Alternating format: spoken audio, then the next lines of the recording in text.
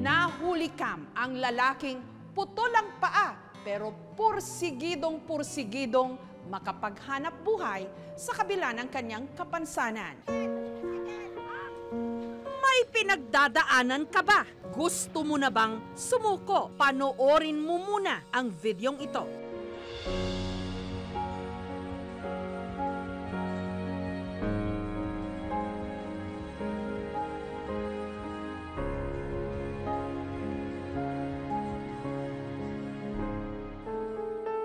Ang kumuha ng video, si Jerry. Lagi ko siya nakikita na naglalako ng ice cream niya. Until finally, naisip ko na kunan siya ng video kasi nga nakakabilib yung taong yon na may kapansanan and yet naghahanap buhay siya. Tatay, gusto ko kayong makilala. Gusto ko kayong tulungan. Maraming tao na gustong tumulong sa inyo pero hindi nila alam kung paano. Hinanap namin ang lalaking nasa viral video. Tuwing hapon, dito raw sa Commerce Avenue sa Muntinlupa siya matatagpuan. Pero nung araw na yon, hindi siya nagpakita. Hanggang may nakapagduro sa amin sa posible niyang tinitirhan.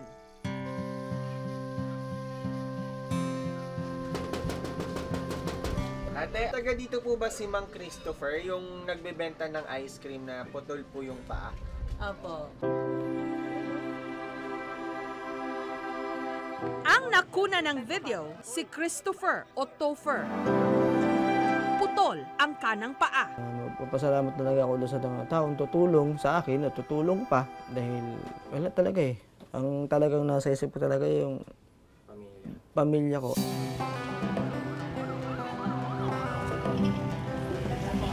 Pwede yung makiupo? Salamat po. Mag-isa niyang binibitbit at inilalako ang halos 5 to 10 kilos niyang paninda. Bigat. Minsan, pag mga tao, ay, kakahiya naman na gano'n. Sabi ko, ba't ako mahiya sa sarili ko? Ay, hanap buhay ko to eh. Dahil sa kanyang kondisyon, si Topher madalas matapilok at madapa. Kung may sobra sa kanyang mga paninda, ibinibigay niya ito ng libre sa mga batang kalye. May bit-bit din siyang notebook kung saan nakasulat ang ilang Bible verses. Sa Genesis 1, verse 26, sinabi ng tao, lalangin natin ang tao ayon sa ating larawan, ayon sa ating wangis. Para mas malaki ang maiuuwi niyang pera sa kanyang pamilya. Hindi na raw kumakain si Topher. Naglalakad na rin lang pauwi. Dala-dala ang kanyang kita na swertihan na kung maka500 piso. Ang pinakamahirap lang sa talaga yung maglakad. Pero, kung hindi ka naman gagawin ng ganong ano to, paano ko mabuhay pamilya ko? Sa apartment na ito sa Las Piñas, nangungupahan si Topher kasama ang kanyang inspirasyon, ang kanyang misis at 3 maliliit na anak. Ang anak ko dito uuwi, iiyak. Papa, inaasar ka nila. Putol lang ang paa mo. Eh sabi ko naman sa kanila, kahit na putol na paa ng tatay ko, may silbi naman ng tatay ko. Hindi naman siya tambay, hindi naman siya nagiinom ng alak. Laki sa hirap si Topher. Ang ginawa po ng tatay, kumuha ng kariton, namili po ko ng bote at saka dyaryo noon. Nung natigil sa pag-aaral, napabarkada raw siya. Naglayas na po ako sa kung saan po ako napunta na bahay, kung saan ako nakisilong. Pero sa halip na maglayas ako, naglilis ako ng sasakyan. Dumidiskarte ako ng pangkain ko na kahit malayo po ako sa magulang ko, kaya kong buhayin ng sarili ko. Tatay ko galit na galit dahil sinabihan ako na wag akong lalayas ng bahay. Nasabi ng kapatid ko, kuya, pag nakita ka daw ni tatay, puputulin na ang mga paa mo. Bakit naman? Anong ginawa ko? Di nakita ko yung tatay ko, lumabas ng bahay, talang kari. Tumakbo ako. Siyempre, takot ako eh.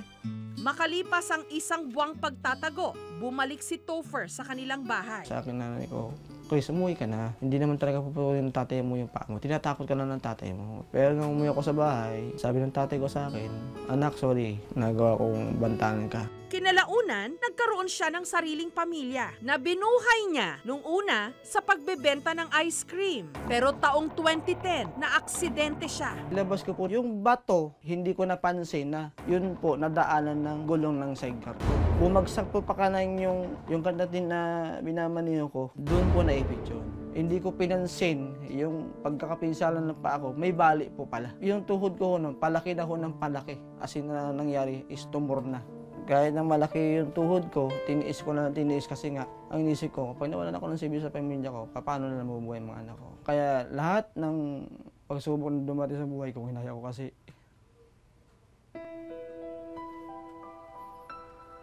hindi ko alam noon talaga nang gagawin ko dahil matinding trauma ang hinaabot ko.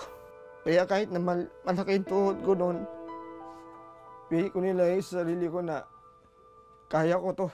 Pero habang naglalako si Topher, may nagmagandang loob na libreng sinagot ang kanyang pagpapa-check up. Parang ako kanila na unting-unting nauupos. Hanggang taong 2015, kinailangan ng putulin ang kanyang paa. Ang operasyon, libre ring sinagot ng tumulong sa kanyang magpa-check up. Nung sinala na po ako sa operating room, yung pagigising ko, putol na po siya.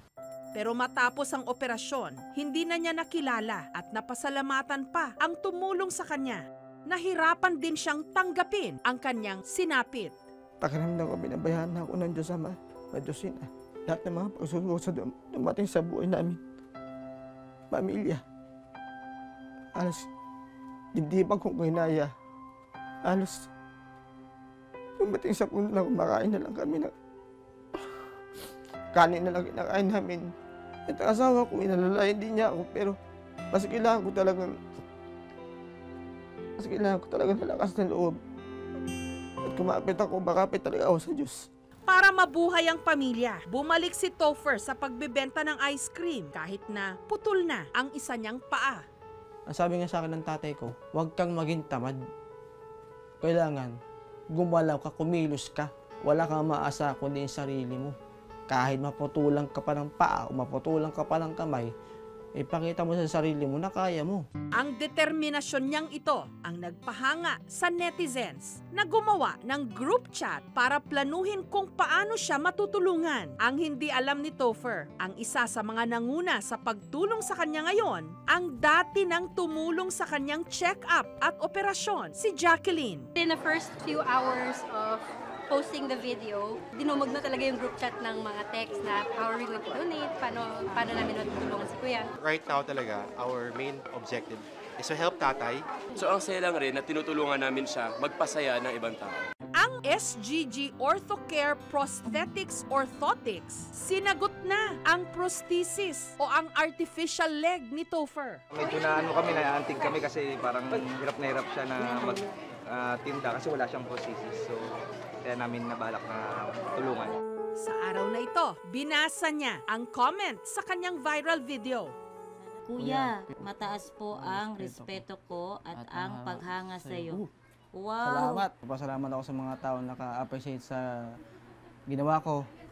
Ang hindi niya alam, nasa labas lang ng kanilang bahay ang nag-upload ng video at ang kauna-unahang taong tumulong sa kanya. Sabi to. Galing sorpresa para sa inyo. Galing po to sa lahat ng mga internet na netizens. Salamat po. Huwag kang umiyak! Huwag kang umiyak! Salamat po. Bali, ganito yung sample na bibigay namin sa'yo para mas makatulong sa'yo habang nagkatrabaho ka. Masabi ko lang po, maraming salamat po sa kanila. Para medyo makagalaw-galaw ng maayos. Hindi ko naman kalain na maraming tutulong sa asawa ko. Okay naman, okay lang yan. Ako yung nag-upload ng video niyo. Ay, kayo po. Ay, maraming salamat eh. Salamat po. Gusto ko kayong tulungan nung araw na yon, pero hindi ako makatigil, traffic sa commerce. So, at least naging instrumento ako na maraming tao nakakita sa paghihirap ninyo, sa sipag at syaga ninyo, sa paghanap buhay. Naging inspirasyon kayo sa maraming tao.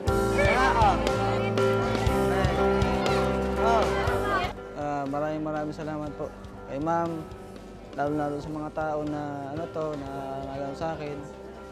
Sana po sa mga gaya ko na dati nga araw na lahat naman ng paghihirap natin ay malalagpasan din naman lahat.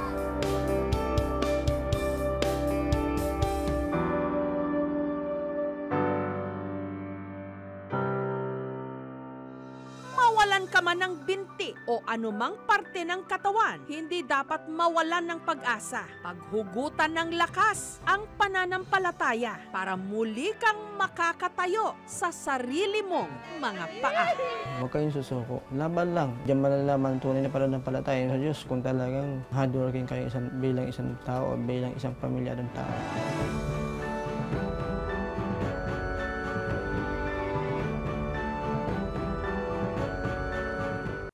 Thank you for watching, mga kapuso. Kung nagustuhan niyo po ang videong ito, subscribe na sa GMA Public Affairs YouTube channel. And don't forget to hit the bell button for our latest updates.